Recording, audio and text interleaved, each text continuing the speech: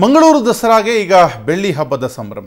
1990ರಲ್ಲಿ ನವೀಕರಣಗೊಂಡ ಕುದ್ರೋಳಿ ಶ್ರೀ ಗೋಕರ್ಣನಾಥೇಶ್ವರ ದೇವಸ್ಥಾನದಲ್ಲಿ ಆರಂಭವಾದಂತಹ ದಸರಾ 25 ವರ್ಷದಲ್ಲಿ ಮೈಸೂರು ಬಳಿಕ ಸಂಭ್ರಮದ ದಸರಾ ಎಂಬ ಹೆಮ್ಮೆಗೆ ಪಾತ್ರವಾಗಿದೆ. ಈಗಾಗಲೇ ದಸರಾ ಶೋಭಾಯಾತ್ರೆ ಸಾಗುವ ಪ್ರಮುಖ ರಸ್ತೆಗಳಲ್ಲಿ ವಿದ್ಯುತ್ ದೀಪಗಳಿಂದ ಅಲಂಕಾರ ಮಾಡಲಾಗಿದೆ. ಇದಕ್ಕೆ 23,000 ವಿದ್ಯುತ್ ದೀಪಗಳನ್ನು ಬಳಸಲಾಗಿದೆ. 23ರಂದು ನಡೆಯಲಿರುವಂತಹ ಶೋಭಾಯಾತ್ರೆಗೆ 60ಕ್ಕೂ ಹೆಚ್ಚು ಟ್ಯಾಬ್ಲೋಗಳು ಆಗಮಿಸಲಿದೆ.